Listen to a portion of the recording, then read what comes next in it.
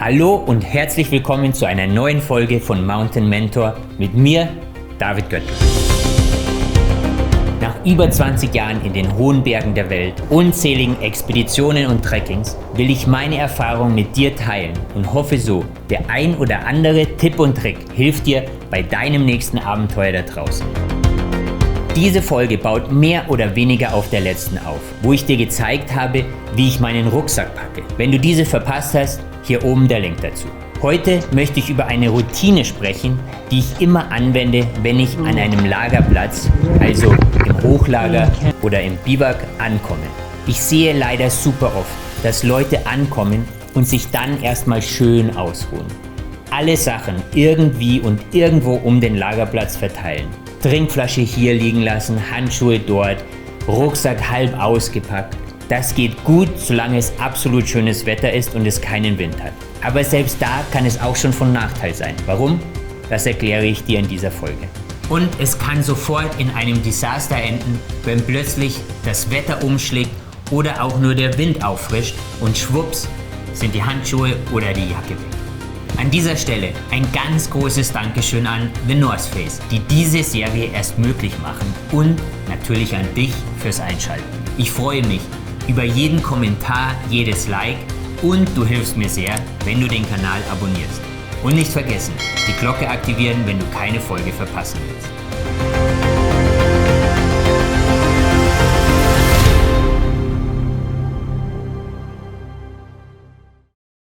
Für mich hat es immer absolute Priorität, erstens mein Zelt aufzubauen und zweitens Wasser herzubekommen, um zu trinken.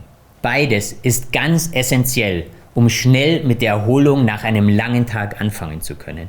Egal wie verführerisch es im Moment des Ankommens sein mag, sich erstmal ordentlich auszuruhen. Diese beiden Punkte mache ich immer, bevor ich mich auf das Erholen und das Ausruhen an sich konzentriere. Heißt, ich komme am Lagerplatz an, stelle meinen Rucksack ab an einem Platz, wo er schön sicher ist, und starte mit der Zeltplattform. Je nach Terrain kann es hier schnell oder länger dauern, was Passendes zu haben. Und noch ein Tipp am Rande: Lieber ein wenig Zeit mehr hier investieren, wenn es das Wetter zulässt, bevor man die ganze Nacht auf einem Hubbel oder Stein schlafen muss, der drückt. Außerdem darauf achten, wo und ob die Zeltplattform zu einer Seite her hängt oder schief ist. Gerade in der Höhe ist es wirklich wichtig, nicht mit dem Kopf nach unten zu schlafen oder nicht die ganze Nacht damit kämpfen zu müssen, zu einer Seite zu rollen, wo man nicht hin will. Dann das Zelt aufstellen. Erst den Rucksack rein, damit hier schon mal ein wenig Gewicht drinnen ist. Und dann das Zelt noch richtig fixieren. Als nächstes kommt das Wassertopic. Also, wenn ich in einem Hochlager an einem 8000er oder im Schnee übernachte, heißt das Eis oder Schnee in einem dafür vorgesehenen wasserdichten Sack zu packen und den zum Zelteingang oder sogar ins Zelt mit reinnehmen, falls das Wetter schlecht ist. Diesen Schneesack verwende ich oft als meinen Zeltpacksack. Okay. Somit muss ich hier nichts extra mitnehmen. Der Vorteil für mich ist auch, dass während des Zeltaufbauens meine Klamotten, so denn sie ein wenig verschwitzt sein sollten, anfangen können zu trocknen und es mir durch die Bewegung und Arbeit nicht kalt wird. Wenn ich mich einfach nur hinsetze, friere ich ruckzuck. Dann geht es hinein ins Zelt und ich starte sofort den Kocher. Erst jetzt, wenn der Kocher schön anfängt zu schnurren und Schnee oder Eis schmilzt, mache ich es mir langsam gemütlich und fange an, mich zu erholen.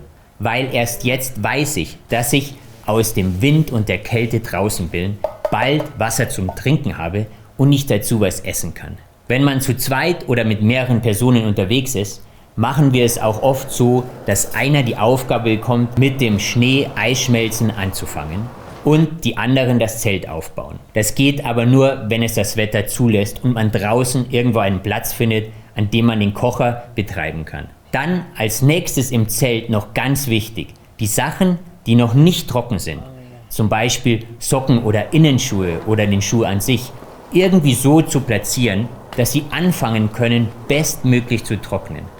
Das sehe ich auch immer wieder, dass es vergessen wird und dann erst, wenn die Sonne untergegangen ist oder es schon eisig kalt ist, man daran denkt und dann keine Möglichkeit mehr hat, diese Sachen trocken zu bekommen. Also, meine Innenschuhe oder Socken ziehe ich gerne aus und ziehe dann meine Daunenbooties an. Ich hänge die Socken und Innenschuhe irgendwo oben ins Zelt rein oder an die Seite, wo zum Beispiel die Sonne noch hinscheint. Auch gut ist es hier, die Socken oder Innenschuhe, wenn möglich, auf links zu drehen, dann trocknen sie nochmal ein wenig schneller. Dasselbe gilt übrigens auch, wenn ich in einer Lodge oder Hütte ankomme. Bevor ich hier ans Ausruhen, Nachmittagsschläfchen oder Essen denke, schaue ich, dass meine Sachen, die trocknen müssen, gut platziert sind, damit sie hier beste Chancen haben, beim nächsten Einsatz nicht mehr nass zu sein. Ich hoffe, mit dieser Routine wirst auch du bei deinem nächsten Abenteuer ein wenig effizienter sein und dich dann vor allem schneller erholen können, sobald das Zelt aufgebaut ist und der Kocher leise vor sich hinschnurrt. Dieses Thema finde ich wirklich sehr wichtig und kleine Fehler können wie so oft in den Bergen sehr große Konsequenzen haben. In diesem Sinne, immer gutes und sicheres Unterwegssein. Bitte schreib mir deinen Tipp oder dein Vorgehen in einer solchen Situation gerne in die Kommentare, dann lernen wir alle davon. Und wie immer, denk dran, never stop exploring. Bis zum nächsten Mal beim Mountain Mentor mit mir, David Göppler.